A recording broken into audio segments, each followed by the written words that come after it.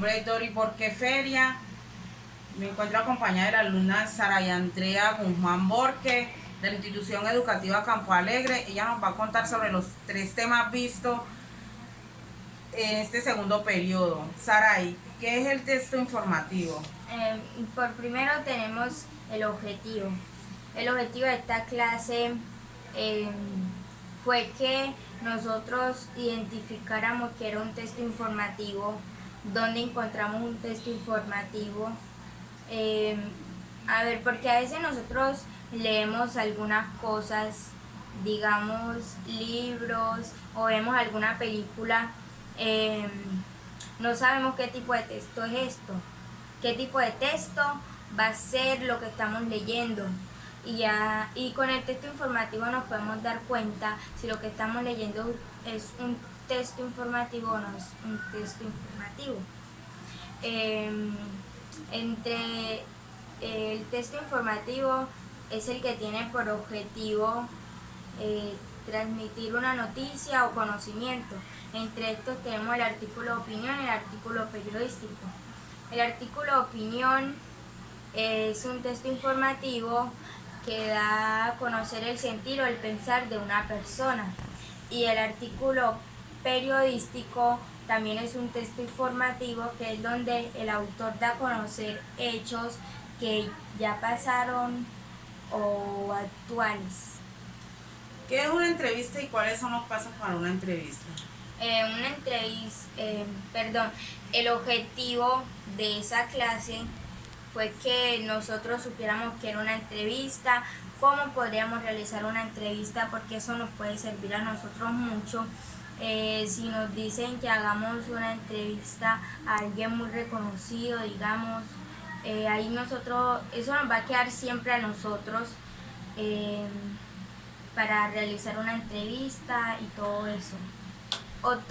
O no siempre tiene que ser que nosotros las realicemos, sino que nos las realicen a nosotros, porque si a nosotros nos van a realizar una entrevista no sabemos cómo responder a eso, y ahí aprendemos más.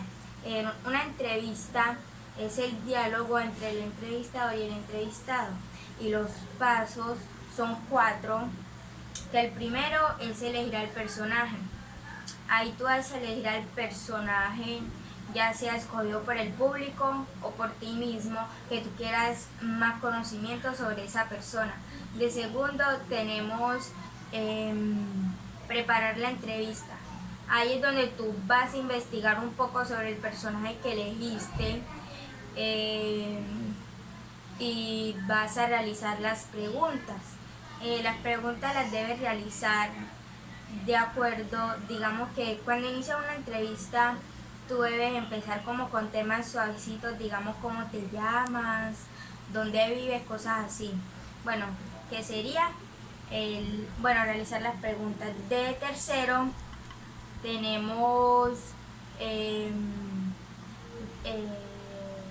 realizar la entrevista. Ahí es donde tú vas a grabar la entrevista. Ya sea si la vas a grabar o vas a tomar notas sobre eso.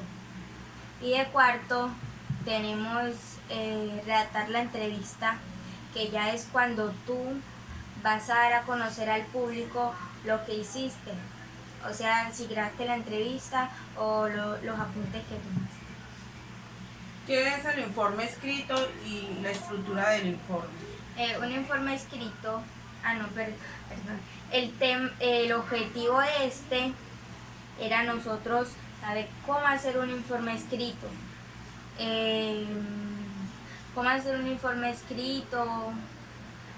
cómo nosotros poder hacer que un informe escrito nos quede bien hecho. Bueno, un informe escrito, es donde tú das a conocer lo que investigaste de un tema. Digamos que tú vas a escoger un tema que sea de suma importancia o que no sea de suma importancia, pero bueno, que escogiste sobre la naturaleza. Ahí tú puedes investigar un poco, digamos, de cómo ha avanzado, que si se está perdiendo, de los desastres naturales que han habido y todo eso.